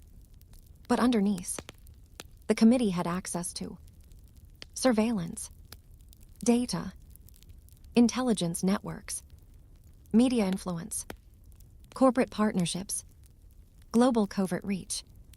They no longer needed to overthrow presidents. They didn't need to stage coups at home. They had created something stronger, a republic that controlled itself through systems, through incentives, through fear, through convenience, through technology. Chapter 52, the ominous memo, 1995. In late 1995, a memo circulated among senior committee members. It contained one sentence: "The next war will not be fought with armies. It will be fought with perception.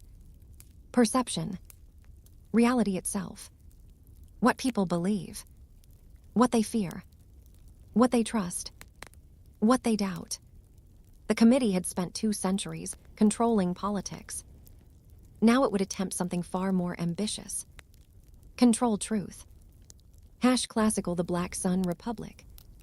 Part 2 continued. The Cold War Shadow, 1945-1975. Chapter 22. The Day the War Ended, the War Began Again, 1945. In 1945, Americans celebrated victory. They filled streets. They kissed strangers. They waved flags until their arms hurt. They believed the nightmare was over. But the committee did not celebrate. They sat in silence. Because victory is not the end of conflict. Victory is the moment a nation becomes a target. The Black Sun Committee had spent nearly 2 centuries preventing foreign empires from dominating the continent. Now the continent's republic had become the most powerful force on Earth. And power attracts enemies the way blood attracts sharks. A committee memorandum from late 1945 said, "We have defeated our external rivals. Now we face the eternal rival. Fear. Fear of the Soviet Union. Fear of nuclear war. Fear of communist infiltration. Fear of internal division." Fear was not just an emotion. Fear was a weapon. And the committee intended to wield it. Chapter 23, Project Helios, the New Crown. The atomic bomb was not simply a weapon. To the committee, it was the new Iron Crown. A symbol of dominance. A guarantee of survival. A terrifying lever over the world. But the committee's greatest concern was not foreign nations.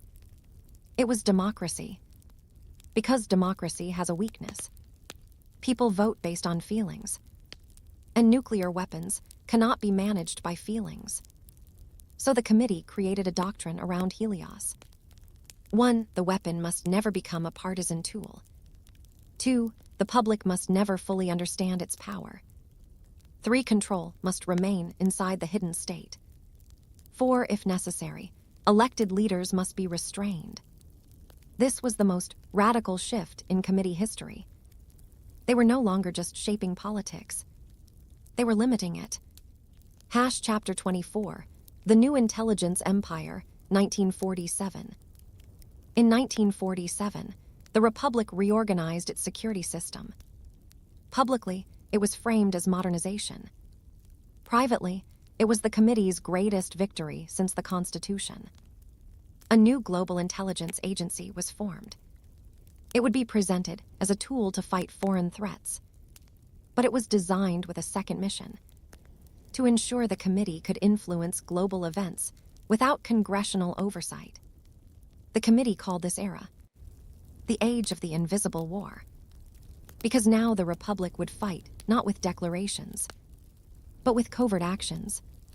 Chapter 25, the first Cold War operations.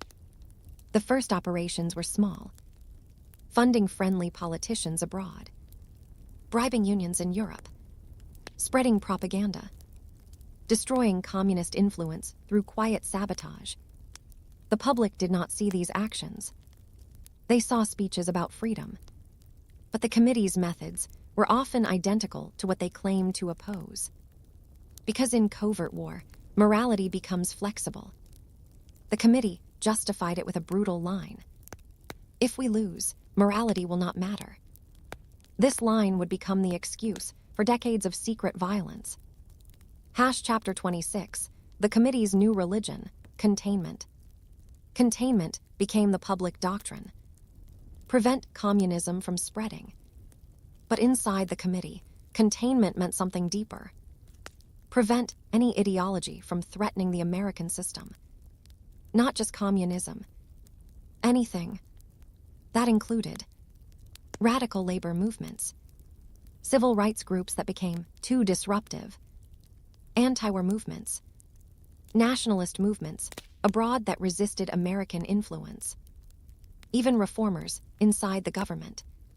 The committee's definition of security expanded until it included almost everything.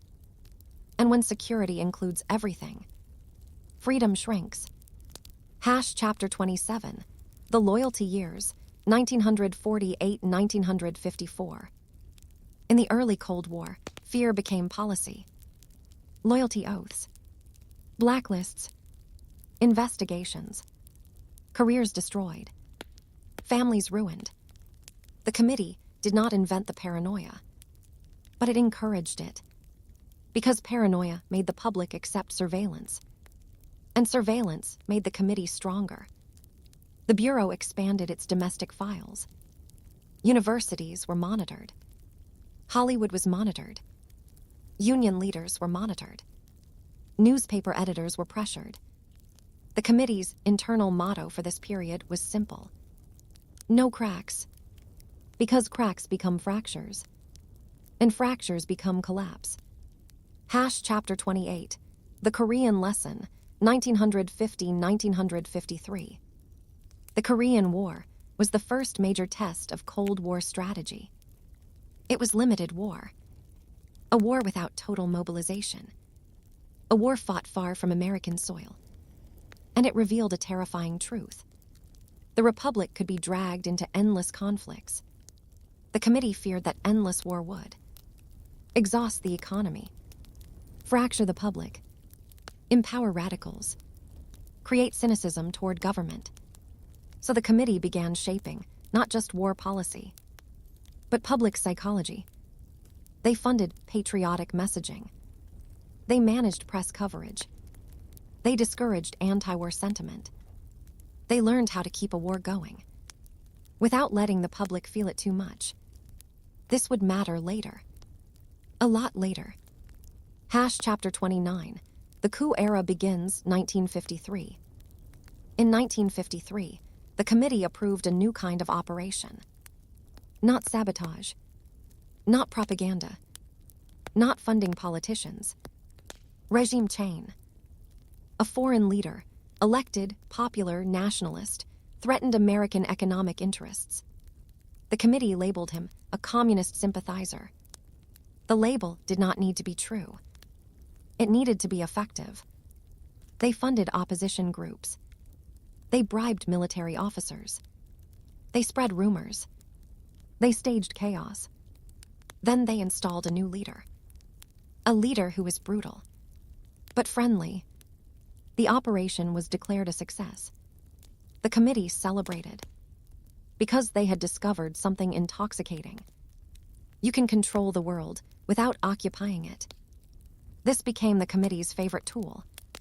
And like all favorite tools, it was used too often. Chapter 30, the birth of the deep files. By the mid-1950s, the committee created a system of files so vast it became a hidden library of human lives. Politicians, judges, union leaders, military officers, journalists, Activists, foreign diplomats, anyone with influence. The files contained personal weaknesses, financial records, private affairs, political connections, ideological leanings. The committee called them the deep files. They were not always used, but they were always available. Because blackmail is like a gun on the table. Even if you don't fire it, it changes the room.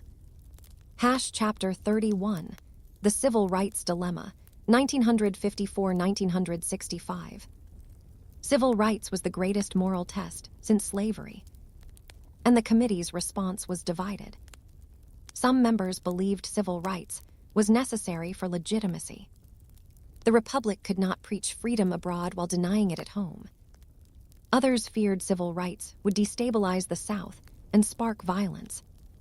The committee's official position became: support civil rights publicly, control it privately. They encouraged moderate leaders. They discouraged radicals. They monitored activists. They infiltrated groups. They pushed reforms that could be managed. They resisted reforms that felt unpredictable. This was one of the committee's darkest contradictions. Because civil rights was not a foreign ideology. It was the Republic's own promise demanding to be honored. And the committee had built itself on the belief that promises must be controlled. Chapter 32, The 1960 Election and the Television Revolution. Television changed politics forever. For the first time, the public did not just hear leaders. They watched them. Image became power. Charisma became a weapon. The committee realized, if television controls public emotion, then television must be controlled. They began quietly influencing media ownership. They developed relationships with broadcasters. They learned how to shape narratives through visuals, not just words. The Republic entered a new age, the age of manufactured reality. And the committee was ready. Chapter 33, The Bay of Ghosts, 1961.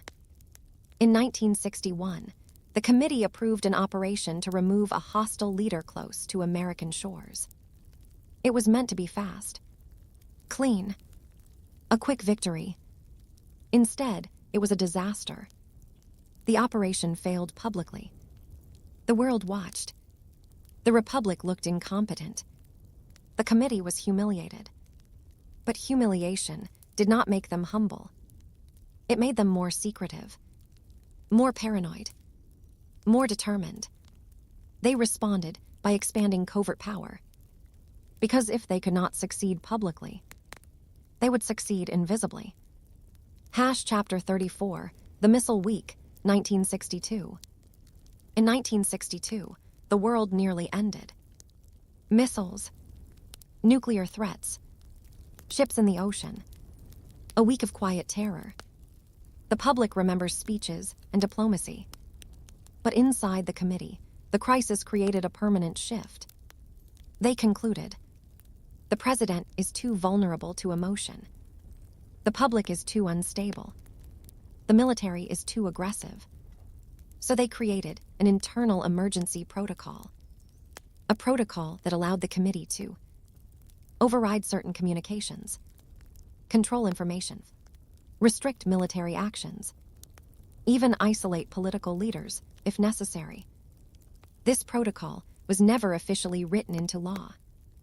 It existed as a network of understandings, phone calls, agreements, hidden procedures.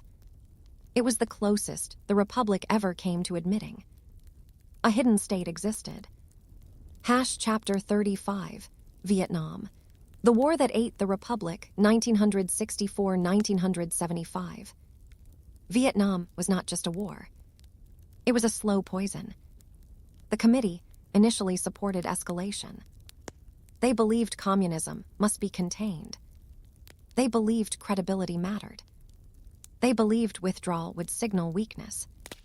But Vietnam became a trap. Body bags returned. Television showed blood. Protests erupted. Trust collapsed. The committee faced a terrifying reality. The Republic was losing not just a war, but belief. The public began doubting government, doubting the military, doubting the entire system. And when a republic doubts itself, it becomes vulnerable to collapse. So the committee responded the way it always did, by turning inward, by tightening control, by surveilling activists, by infiltrating protest groups, by spreading division. They framed dissent as foreign manipulation. Sometimes it was. Often it was. But the narrative was useful. Chapter 36, the surveillance republic is born. By the early 1970s, the committee's domestic surveillance had expanded massively. Wiretaps, mail monitoring, informant networks, political dossiers. The deep files grew. And for the first time, the committee's activities began leaking. Journalists started uncovering fragments. Congress began asking questions. The public began suspecting the truth. The committee realized its invisibility was weakening, and invisibility was its shield. Without it, the committee could become the enemy. Chapter 37, the crisis of 1974. In 1974, scandal exploded in Washington. The public was shocked. A president resigned. The Republic looked corrupt. The committee saw the scandal as both a disaster and an opportunity. A disaster because the public now doubted government. An opportunity because the committee could redirect blame. They allowed certain figures to fall. They protected others. They sacrificed a presidency to preserve the system. This was the committee's most ruthless move in modern history. Because it proved something chilling. The committee could survive even if presidents did not. Chapter 38, the end of Section B, 1975. By 1975, the Republic was exhausted. Vietnam ended. The economy struggled. The public distrusted institutions. Civil rights victories had reshaped the nation. And the committee, for the first time, felt genuine fear. Not fear of communists. Not fear of foreign empires. Fear of exposure. Because in the 1970s, Americans began demanding transparency. And transparency was poison to the black sun. In a private meeting, a senior committee strategist said, "We must evolve. The old methods are too visible." A younger agent asked, "How do we evolve?" The strategist answered, "We stop being a secret government and become a secret system."